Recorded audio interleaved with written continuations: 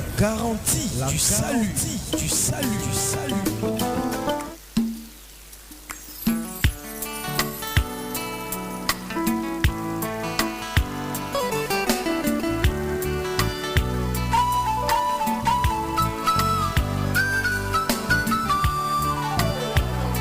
Ma Bible me dit que la parole est une épée.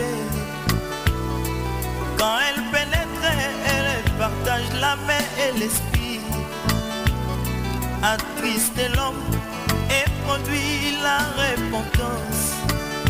Et comme une épée, elle fait aussi couler le sang. C'est la vraie circoncision. L'ancienne vie est passée et l'homme devient une nouvelle créature. La mauvaise vie, les mauvais désirs de la chair sont anéantis par la puissance de la parole.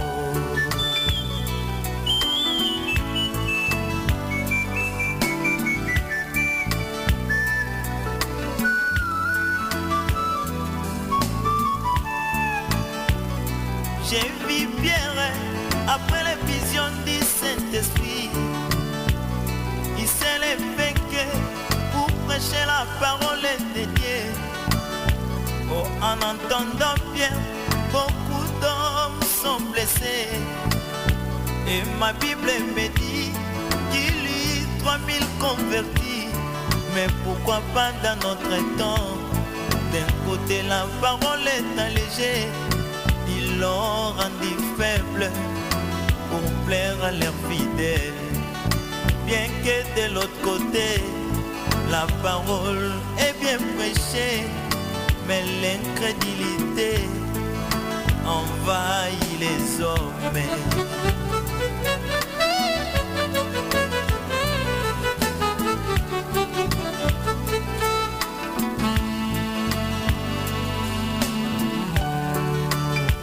Oh, ma Bible me dit que la parole est un juge, car les juges les sentiments, les pensées du cœur de l'homme. Mais si c'est le mot-ci est prêché selon la sainte doctrine, et c'est aujourd'hui que le jugement de Dieu s'abat dans l'église.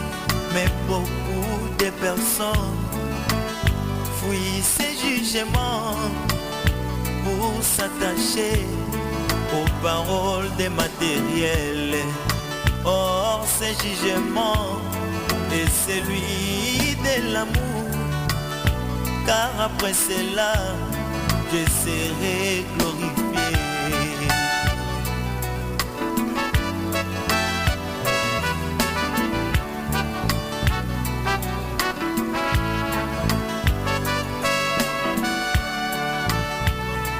Comme une lettre d'un époux à son épouse, il me l'a envoyé par l'intermédiaire des ministres. Cher ministre, toi qui es... Bonjour, bonjour, bonjour, bien-aimés dans le Seigneur. L'émission Que la lumière soit est chez vous ce matin. Notre salut dépend beaucoup de ce que le ministre de la parole nous dit, nous apprend au fil des jours. Alors nous avons le devoir de lui rendre ses honneurs et son dû. Cessons d'afficher des comportements reprochables qui peuvent nous coûter la malédiction de la part du Seigneur. Bien-aimés, si nous voulons consommer de bons fruits de la part de notre figuier, alors il nous faut entretenir le figuier. Voilà en somme ce que nous nous sommes dit depuis mercredi, plutôt depuis mardi, avec le pasteur Clide Mundanga. Nous avons évoqué le problème du double honneur du ministre de la parole. Il nous a fait comprendre que nous avons le devoir donc de l'honorer afin que nous puissions obtenir de bons fruits de la part du serviteur de Dieu. Pasteur Clide Mundanga, bonjour. Bonjour frère Alain. Nous avons la présence de notre pasteur Michel Mantunga ce matin, une surprise. Bonjour pasteur. Bonjour frère Alain, bonjour pasteur Chris. Bonjour pasteur Michel, bonjour aussi à toute la cabine technique. Merci. Pasteur Claude Mundanga, nous n'avons pas fini d'apporter la bonne sémence au peuple de Dieu. Surtout que, comme vous l'avez dit mardi passé, nous sommes en train de préparer une conférence, une grande conférence qui va avoir lieu pendant le mois d'août qui va venir, là, du 9 au 12 août. Et donc le travail ne fait que continuer. Pasteur, ce matin, nous voulons manger. Manger la vraie parole, la profonde, celle qui nous apporte véritablement le salut. On peut savoir aujourd'hui, ce matin, qu'est-ce que nous pouvons apprendre, pasteur? Ok, frère Alain, nous voulons aussi par cette occasion saluer tous nos auditeurs qui se sont trouvés de la peine pour nous retrouver, parce que se sont fait de la peine. Vous savez que nous étions en soirée, en la nuit je vais dire, et nous avons balancé en matinée. Et jusque-là, beaucoup ne nous ont pas encore retrouvés. Et nous voulons bénir Dieu pour ceux qui nous retrouvent déjà, et aussi pour ceux qui nous trouvent. Hein, c'est important, que ce soit la nuit, que ce soit en matinée, le Seigneur se glorifie. Et l'œuvre de Christ continue à avancer. Nous voulons aussi, frère Alain, surtout commencer par ce grand programme, ce grand programme que nous organisons pour le mois prochain, le mois d'août, du 9 au 12. Nous avons un grand programme, grand pas par rapport aux serviteurs, mais grand par rapport à Christ qui sera là, et grand par rapport à la pensée du Seigneur qui sera révélée. Parce qu'un serviteur n'est grand que lorsqu'il peut révéler la pensée de son maître. Amen. L'Écriture dit que le messager fidèle, hein, qui annonce copieusement la parole de son maître, fait la joie de son maître. Amen. Et celui qui détourne la pensée du maître rend malade le maître. Voyez-vous. Donc le serviteur grand, c'est celui qui est fidèle, celui qui garde le message du maître, qui garde la pensée du maître. Et nous disons que ce programme sera grand parce que la pensée du maître sera révélée. Amen. Pour ceux qui nous suivent, le thème de ce grand programme, c'est un grand signe paru dans le ciel. Un grand signe paru dans le ciel. Vous avez cette pensée dans le livre d'Apocalypse chapitre 12. Et donc là-dessus, nous allons expliquer assez des pensées, surtout que nous serons libres. Ce ne sera pas l'antenne pour qu'on soit coincé par le temps. Donc on pourra expliquer les pensées du Seigneur comme l'Esprit disposera. Amen. Donc nous invitons massivement, hein, toute la population de la ville Océane, tous les amoureux de la pure parole. Amen. Hein, et pas seulement nos auditeurs, mais tous ceux qui aiment la parole sont conviés. Donc ça se passera à partir de 15h30 dans l'amphithéâtre de Suéco. Donc je pense que d'ici là, vous aurez beaucoup plus d'informations. Restez scotchés sur la mémoire radio et vous aurez plus de détails au fur et à mesure que nous nous rapprochons de la date. Donc c'est un grand programme. Nous invitons tous nos fidèles auditeurs, tous les amoureux de la parole, ceux même qui ne croient pas encore, venez écouter la pensée du Seigneur, qui sait ce que Dieu peut faire. Hein, donc nous invitons tous ceux qui aiment la parole. La pensée du ciel alors sera révélée. Nous serons assistés par le prophète Michel qui viendra pour nous révéler la pensée du ciel. Amen. Maintenant donc par rapport à ce programme-là, vous pouvez nous contacter, hein, suivez l'antenne, et à défaut de l'antenne, contactez-nous au 06 945 35 24, 06 945 35 24, ou encore contactez-nous au 04 020 26 98, 04 020 26 98. Ces mêmes numéros sont opérationnels. Vous pouvez intervenir ce matin même à l'antenne par ces mêmes numéros donnés, et écrivez-nous, ce serait mieux. Intervenez par SMS par les deux numéros pour que nous puissions écouter vos doléances, vos questions, et au fur et à mesure, nous répondrons à vos questions. Nous avons reçu une question la fois dernière, le frère Pombu, Il voulait savoir si un élu, non, un saint, il avait dit un saint, si un saint peut se perdre. Il voulait savoir si un saint peut se perdre. Il voulait aussi savoir si Dieu peut effacer le nom d'un saint du livre de vie. Amen. Alors, ces questions-là, on va répondre à ça, si nous avons l'occasion, avant la conférence. Sinon, le livre d'Apocalypse traitait tout ça. Un grand signe paru dans le ciel traitait toutes ces questions-là. Donc, si on ne peut pas répondre ici, à cause du temps que nous n'avons pas tout entièrement, alors nous allons vous répondre à la conférence. Ce sera vraiment le moment vraiment choisi, parce qu'on aura tout le temps de parler, de répondre à vos questions. Je rappelle que la conférence recevra des questions aussi. Ce sera une conférence digne de ce nom-là. Il y aura l'exposé et il y aura la réaction du public. Et voilà, on éclairera les questions à la mesure du possible. Maintenant, frère Alain, partageons la manne du jour. Nous rappelons que nous étions en train d'expliquer le double honneur. Le double honneur que la Bible parle. Nous écoutons ça très souvent. Un homme de Dieu mérite double honneur, un homme de Dieu mérite double honneur. Et nous avons voulu gratter là-dessus pour savoir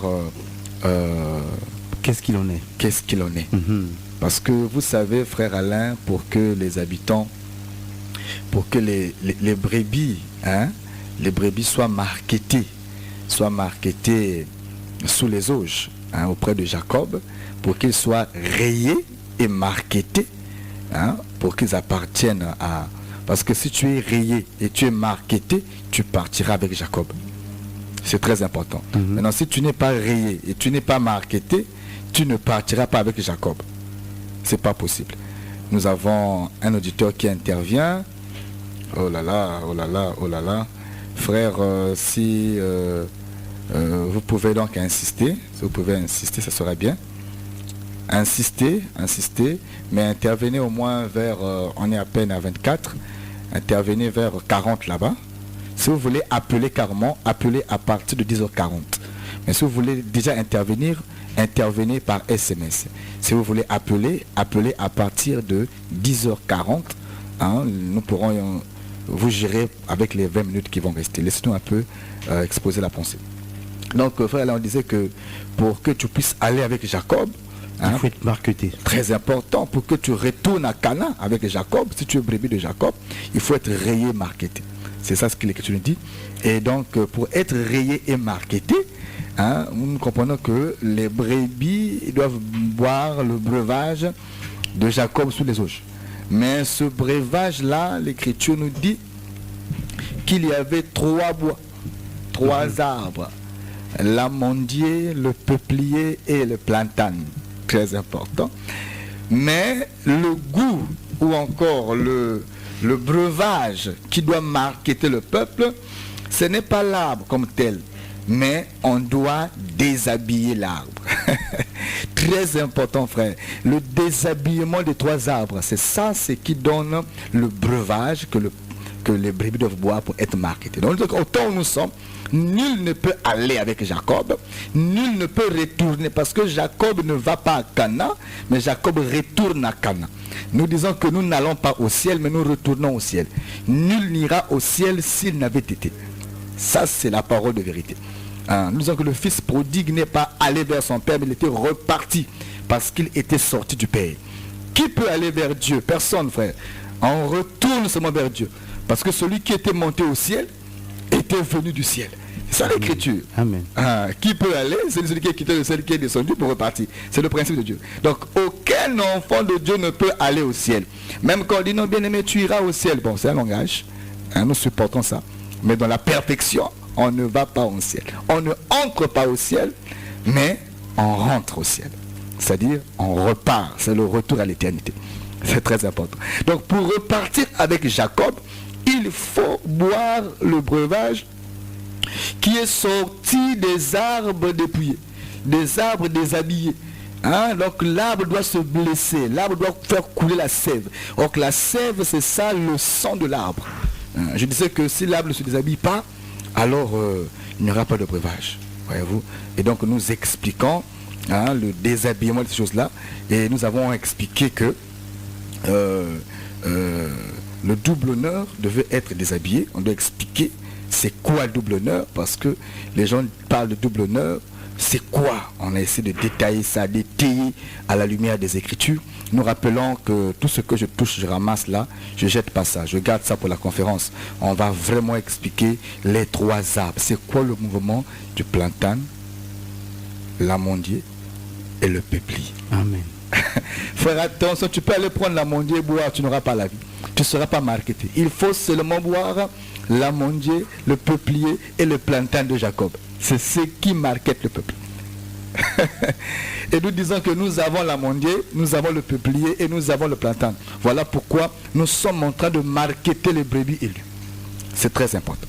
Donc, parlons ici sur un double honneur. Je n'ai pas jeté ça, frère. Hein. Tout ce qu'on dit là, on met ça un peu en suspens. Mais pendant la conférence, on aura le temps, l'occasion de mieux expliquer, de mieux parler. Vous savez, c'est une chose profonde, donc en face, c'est encore plus vivant. Nous disons que le double honneur. On avait expliqué, frère Alain, que le double honneur, selon 1 Timothée, chapitre 5, verset 18, que je ne sais pas si on peut lire ça encore. 1 Timothée. 1 Timothée, chapitre... comme le pasteur Michel est là, il nous fera honneur. 1 Timothée. Chapitre 5, verset 18. Je rappelle que c'est par humilité que le pasteur Michel fait la lecture, hein, parce que les auditeurs vont croire, je ne sais pas comment, c'est un prédicateur de cet évangile. C'est tout un figuier. Mais dans cet évangile, nous croyons à l'humilité. Donc un pasteur peut modérer, un pasteur peut faire ce que Dieu lui permet de faire. Ça n'enlève pas son pastorat. Nous lisons la parole de Dieu. Amen. Dans 1 Timothée chapitre 5, verset 18. Amen. Car l'Écriture dit, tu n'en muselleras point le bœuf quand il foule le grain, et l'ouvrier mérite son salaire. Ah, gloire à Jésus. Tu n'en muselleras pas le bœuf quand il foule le grain, l'ouvrier mérite son salaire. On avait expliqué que le bœuf, c'est l'ouvrier.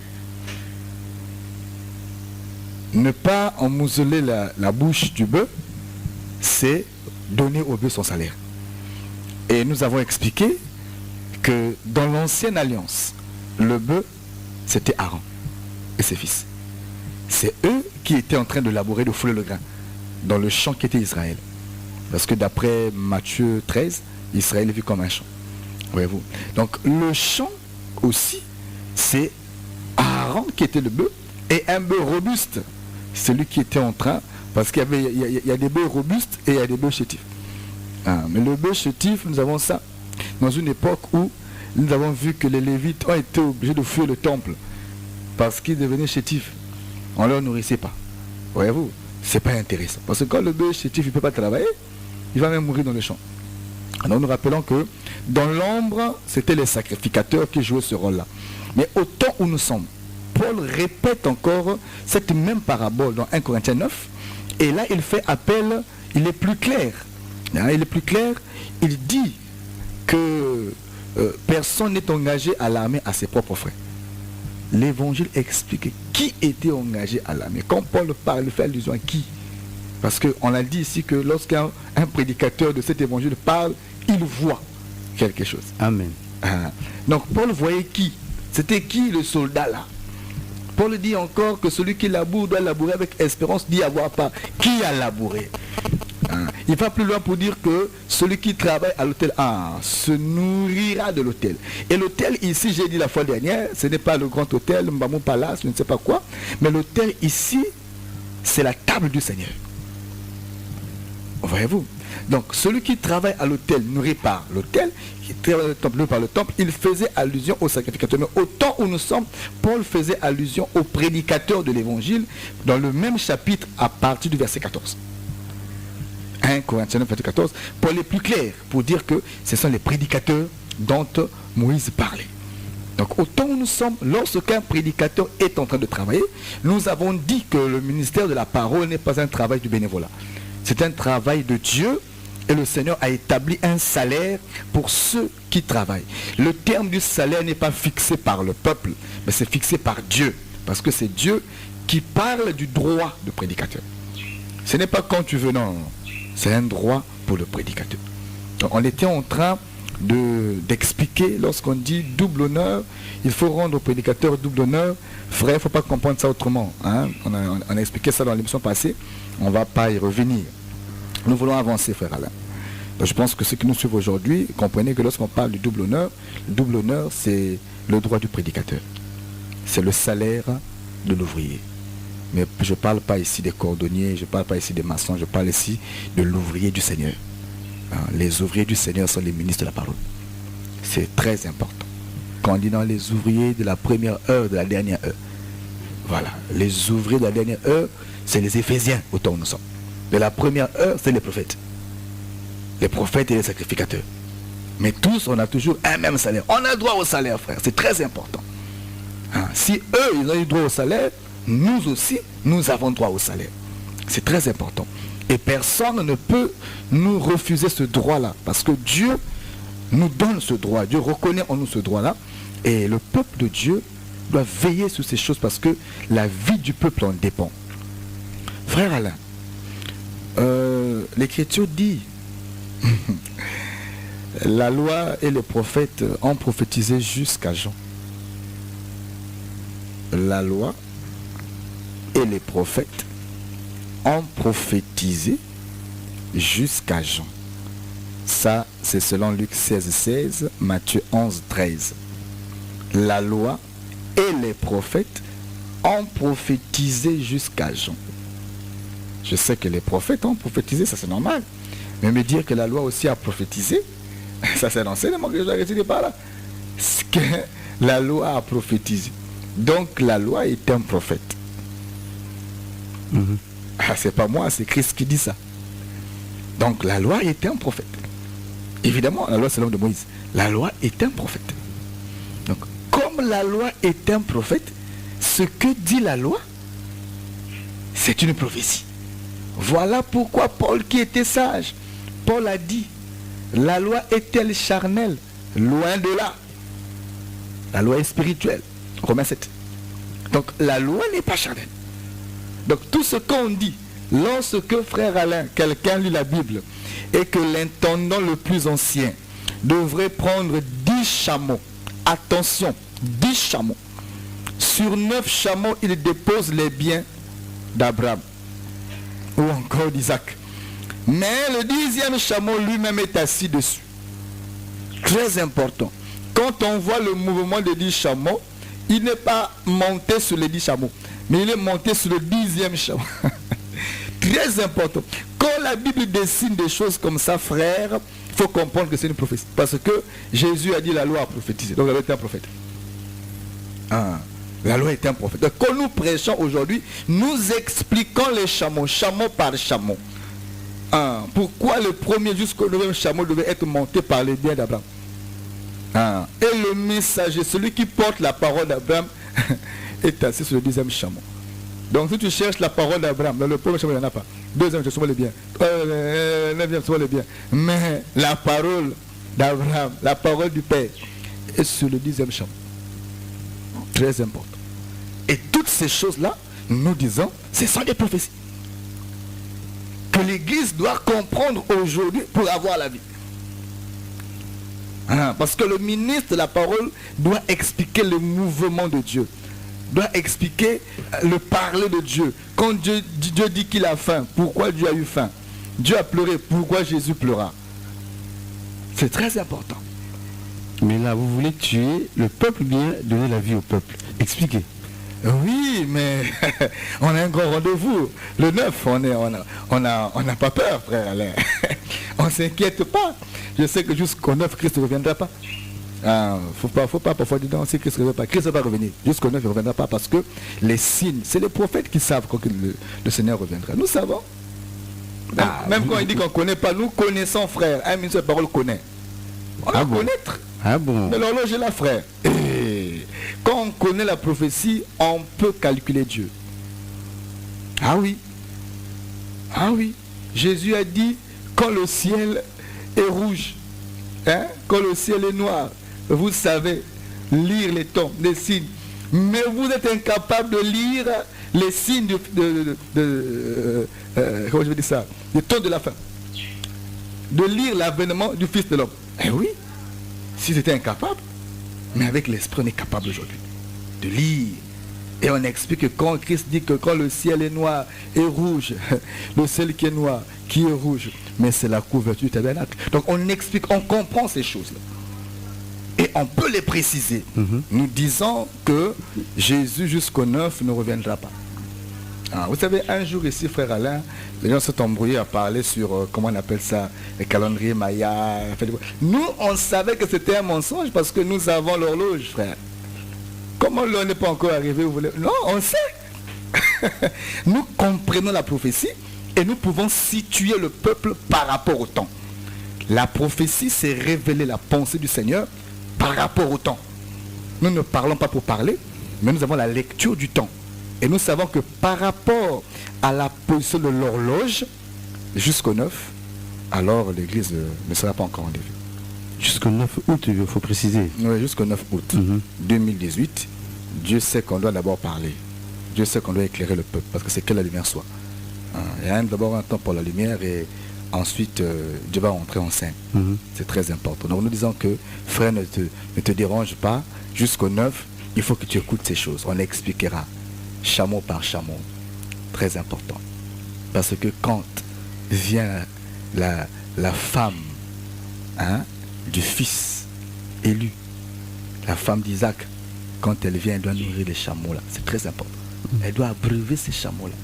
Même quand ces chameaux là n'ont pas été montés par, ne sont pas, comment je vous dis ça, même quand l'intendant le plus ancien n'est pas monté sur tous ces chameaux, comme les chameaux ont quand même porté les bagages, ces chameaux là seront abreuvés. C'est très important. Donc on va expliquer ça. Vous voyez que la conférence serait intéressante. Hein? Voilà. Si le conférencier peut oublier, faites la question, rappelez-lui la promesse, vous avez dit, il vous expliquera ça. Parce que, voilà, c'est notre nourriture. Donc quand on dit que la loi est un prophète, tout ce que dit la loi, ce sont des prophéties que l'Église doit comprendre au temps où nous sommes. Et nous sommes ministres de la parole pour expliquer au peuple la pensée du ciel. Frère Alain, il est 40. Ceux qui voulaient intervenir peuvent intervenir. En direct. En direct. Nous rappelons que vous pouvez intervenir à l'émission au 04 020 26 98. 04 020 26 98. L'intervention en direct ne se fera que par ce numéro 04 020 26 98. Mais une intervention par SMS est possible par notre numéro MTN 06 945 35 24. Je reprends 06 945 35 24. Et puisque nous tournons vers la fin de l'émission, vous pouvez poser des questions. Et je rappelle que nous avons une grande conférence, une très grande conférence à l'amphithéâtre de Suéco du 9 au 12. Vraiment un programme où la parole sera vraiment la manne va tomber. Ce jour-là, la manne va tomber. On va ouvrir le ciel. C'est très important. Vous savez, frère Alain, la clé du ciel est dans la poche de Élie. Ah oui, c'est important. Élie entre en Israël, il ferme le ciel et il s'en va avec les clés. Donc aussi longtemps qu'il ne revient pas, le ciel va rester fermé. Il doit ouvrir le ciel. C'est important. Et le prophète a la capacité de mettre la clé du ciel dans sa poche. C'est très important. Mais ce jour-là, on va ouvrir le ciel pour que la manne tombe. On ouvrira le ciel, frère. La manne va tomber. Et la vraie manne. C'est très important. Nous revenons pour dire, on va voir ce parler-là parce que Dieu parle de plusieurs manières, plusieurs reprises. Et dans la loi, Dieu a répété son parler. Frère Alain, Lot, notre bien-aimé frère. Parce que Lot, c'est un frère bien-aimé. Hein? Lot, c'est un bien-aimé. Lot habitait dans Sodome. Mais Lot n'imitait pas les œuvres de Sodome. Ok. La preuve en est que lorsque les deux messagers viennent en Sodome, Lot est à la porte de Sodome. Il est dans le monde, mais il n'est pas du monde. C'est-à-dire qu'il est loin. On a un auditeur au bout du fil. Allô? Shalom, précieux frère. Oh, frère Jean, ça fait longtemps.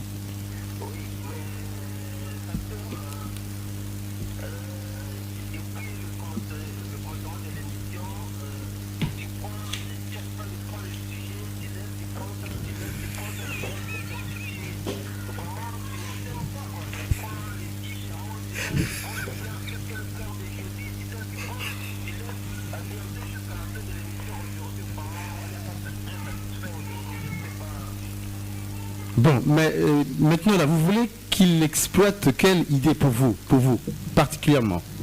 Il est parti. Frère Jean, que le Seigneur te bénisse. Effectivement, nous enseignons, mais ce langage qui est un peu fort. C'est vrai, on le reconnaît. Mais on enseigne. On enseigne, mais le langage parfois il est fort. Mais on n'enseigne pas seulement les enfants, on enseigne tout le monde. Vous savez, une maman, c'est celle qui s'est préparée pour les petits, pour les enfants et pour tout le monde. Même dans ce mouvement-là, il y en a qui comprennent. Il y en a qui comprennent. Et quand on enseigne, on tient compte de tout ça. Voilà pourquoi, au fur et à mesure, nous allons descendre pour étayer ça. Mais comprenez que nous sommes à l'émission. En fait, c'est un langage, voyez-vous. Et nous avons dit que le 9, on aura tout le temps. C'est la raison pour laquelle on a créé un cadre, un cadre facile à tout le monde d'arriver. Suéco est là au centre-ville. On sera tous là pour expliquer, voyez-vous. Maintenant, en ce qui concerne les chameaux, parce qu'on a quand même expliqué l'arche de Noé, on a détaillé les chiffres, les nombres, les mouvements. Dire qu'on n'a pas enseigné, bon, je ne sais pas, peut-être que il parle seulement de ce matin. Certaines émissions, le frère n'a pas suivi, mais sinon, c'est que nous, depuis le départ, savent que beaucoup d'ombres sont tombées. Donc, nous rappelons ceci. Ah, le frère un revient. auditeur qui est au bout du fil. Allô? Ah, il revient. Ah. Oh oui, frère Jean.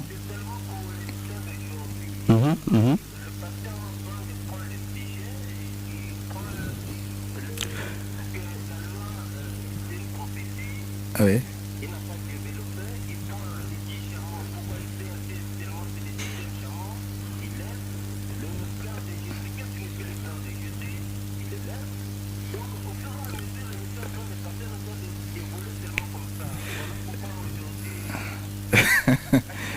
Frère Jean, merci beaucoup, frère Jean. Nous t'aimons beaucoup, tu es pour nous un fidèle auditeur. Merci beaucoup, frère Jean. Ok. Bon, le frère Jean veut comprendre toutes ces choses-là. C'est dans ses droits. Voilà pourquoi, sachant qu'on n'avait pas le temps pour tout éclairer, on a renvoyé au 9. Mais toutefois, quand Jésus pleure, c'est une prophétie. C'est une prophétie, je vais expliquer ça avant qu'on ne termine, si j'ai l'occasion. Donc je rappelle que vous pouvez appeler au 04 020 26 98 04 020 26 98 ou écrire au 09 945 09 06 945 35 24. À défaut, vous pouvez nous voir de vive voix par un rendez-vous par téléphone ou encore venez droit à la base Socoprise en partant du rond-point Ilama en allant vers OCI, la brasserie. Vous avez l'avenue Socoprise. À la première ruelle, votre première ruelle à droite, il y a une maison en étage. Juste après la maison en étage, vous avez l'église, le Rassemblement des Saints. L'église, le Rassemblement des Saints. Et là-bas, vous pouvez nous rencontrer si facilement pour qu'on discute à bâton rompu. Nous avons culte, par exemple, ce vendredi, donc demain, de 17h30 à 20h. Nous avons un culte accompagné des réponses aux questions. Et cela, c'est comme ça tous les vendredis, de 17h30 à 20h. Nous rappelons que pendant cette émission-là, oui, un message, merci beaucoup. Nous rappelons que pendant cette émission-là, pendant ce culte-là, nous sommes en train de parler sur le jardin planté. Depuis, ça fait 3 mois. Et nous sommes sur une parenthèse, on parle sur les châtiments. On avait expliqué qu'il y avait un procès en Éden, et on a expliqué donc le châtiment. Et pendant le châtiment, on a déjà expliqué le châtiment de Dieu sur le serpent, sur la femme. Et vendredi, on commence le châtiment de Dieu sur l'homme. Pourquoi c'est l'homme qui pêche, mais Dieu maudit la terre. C'est important, donc vous pouvez nous joindre là-bas. À défaut, dimanche de 9h pile à 12h pile, notre culte d'action de grâce. Toutefois, nous rappelons ceci pour ceux qui sont du côté de Vungu, hein, et qui veulent nous rejoindre du côté de Vungu. Vous pouvez facilement nous rejoindre aussi. Nous avons notre assemblée là-bas, à Vungu, en partant vers sur l'avenue qui... La principale. La principale. Vous arrivez Gas et la principale. À l'arrêt école. Arrêt école. Arrêt école. Dès que vous êtes à l'arrêt école, vous verrez même une indication. C'est écrit Église des premiers-nés. Quand vous prenez, ne vous trompez pas, les premiers-nés, c'est toujours un rassemblement des saints. Donc quand vous êtes là-bas, vous prenez la principale, première ruelle, après l'école. Juste à l'angle de l'école, juste au début de l'école, vous prenez à droite. Voilà. Vous foncez, allez juste tout droit, vous verrez l'église devant vous. Donc nous rappelons, et le programme est le même, vendredi et dimanche. Mercredi, vendredi, dimanche. Le programme est le même. Donc nous disons ceci, frère Alain. Le frère Jean est impatient. Oh là là. Il y a une autre question. Une autre question.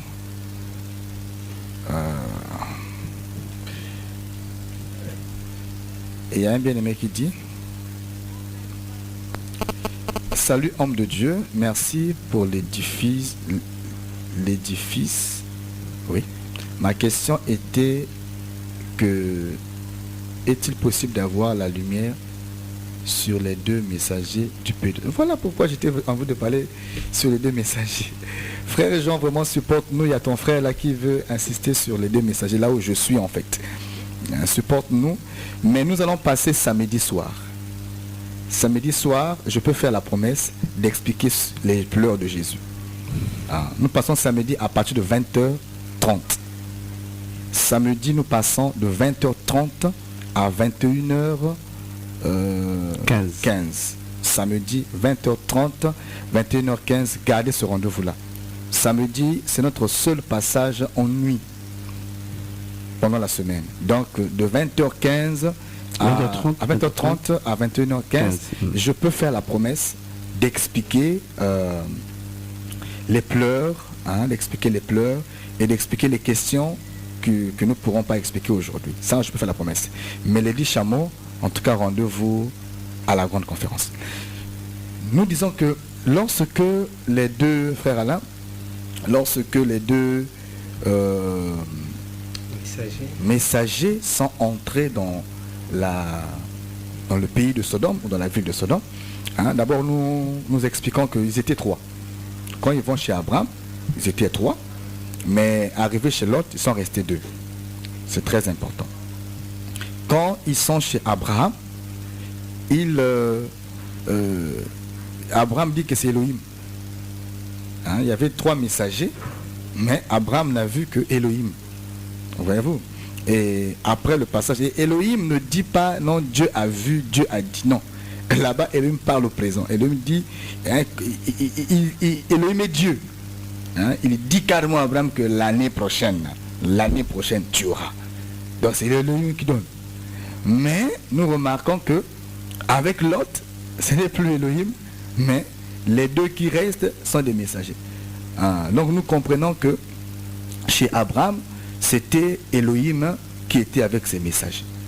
C'est très important. Les 3 personnes que Abraham voyait, ce n'était pas la Trinité. Faux. Ce n'était pas la Trinité.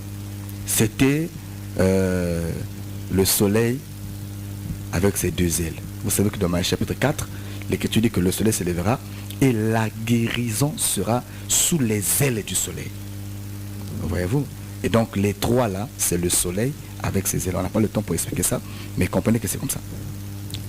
Et je explique que lorsque nous quittons, parce que nous sommes sur Sodome, là c'est juste une balade. c'est une balade.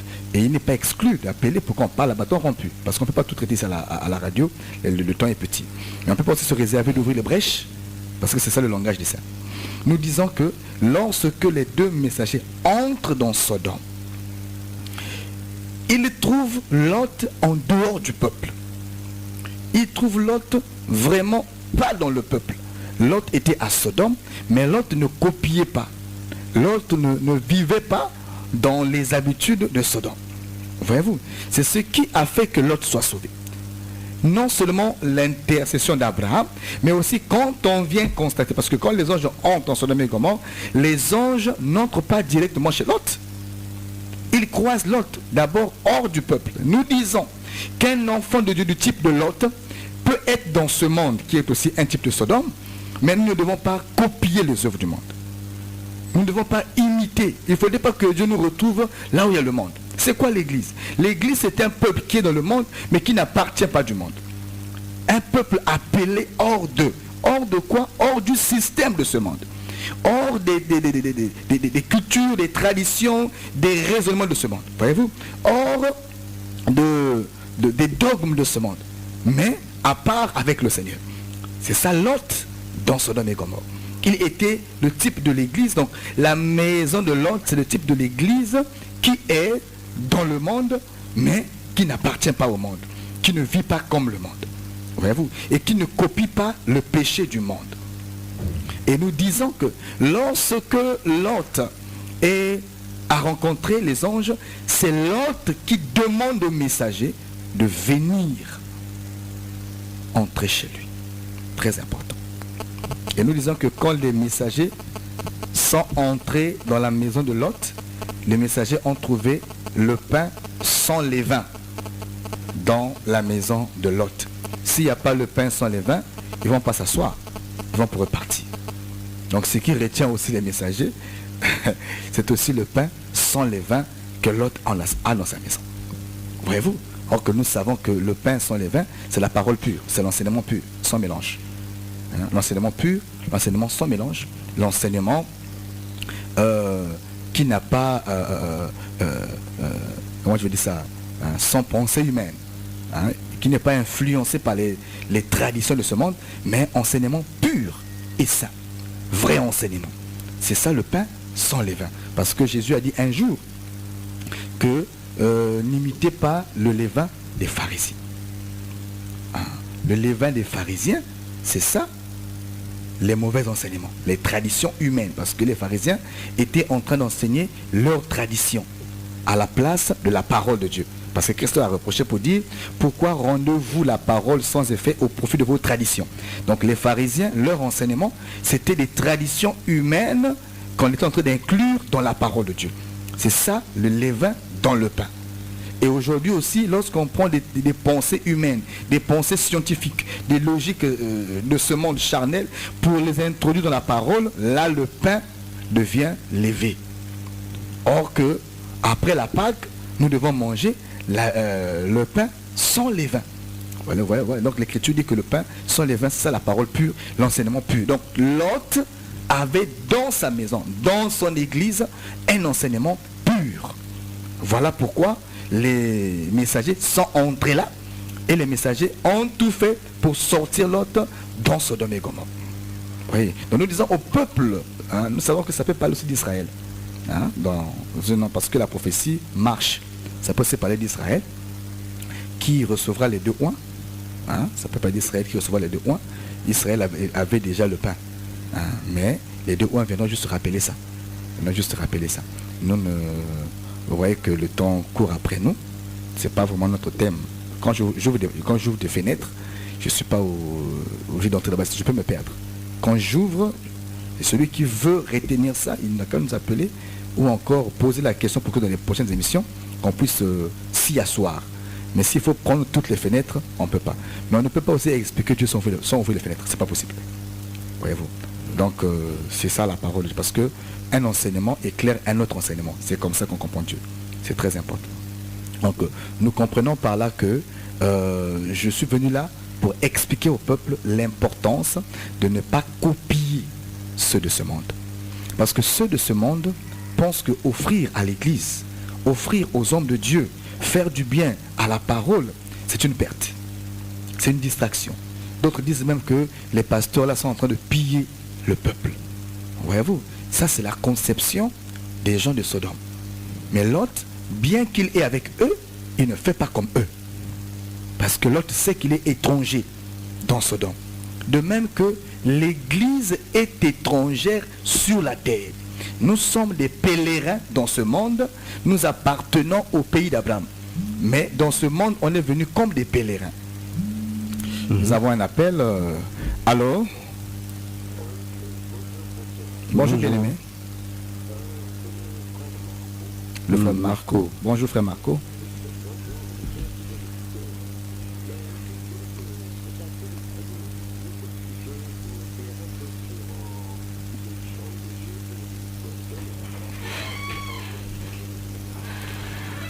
Donc, comme on a souvent dit, ce genre de questions, il est mieux de les poser hors antenne, c'est-à-dire à la fin de l'antenne, vous appelez le pasteur, à ce moment-là, vous pouvez causer pendant longtemps. Mais là, par exemple, nous sommes déjà à la fin de l'émission, il ne peut même pas vous répondre. Vous voyez? Frère Marco. Allô, frère Marco? Je pense qu'il s'en est allé. Hein? Bon, c'est pas grave. Frère Marco. Allô, frère Marco? Il est encore là? Bon, c'est pas grave. Frère Marco, nous avons à peine 2 minutes qui nous restent. Nous prenons votre question en compte. Le chandelier en rapport avec le ministère.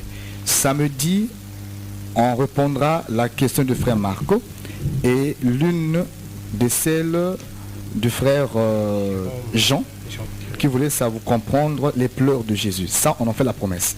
Samedi 20h30, on fait un briefing sur le chandelier en rapport avec le ministère. C'est bien posé parce que ça parle de plusieurs choses. Mais nous parlerons du chandelier en rapport avec le ministère et nous parlerons aussi des pleurs de Jésus-Christ. Parce que Christ pleure 2 fois dans la Bible. Il pleure devant Jérusalem et il pleure aussi devant la tombe de Lazare. On va expliquer les 2 pleurs de Jésus. Donc, on fait la promesse de Marco. Nous sommes là pour vous. Ne vous inquiétez vraiment pas. Le samedi, on fait la promesse que nous serons là à partir de 20h30 pour répondre à vos interrogations. La conférence n'est plus loin et nous pourrons brosser aussi la suite. Mais toi qui as écouté, apprends à être libéral. N'écoute pas ceux de ce monde. Lot avait fermé les oreilles et Lot n'écoutait que, ne mangeait que le pain sans levain et ne prenait pas les habitudes de ceux de Sodome. Merci. Ne prenons pas les habitudes de ce monde, car l'Église est du ciel. Elle vient du ciel, elle vient de l'éternité. Nous sommes à la fin de l'émission. Frères, sœurs, que ceux qui ont des oreilles entendent ce que l'Esprit dit à l'Église corps de Christ, et que ceux qui entendent comprennent et appliquent la parole de Dieu. À bon entendeur, shalom. Shalom.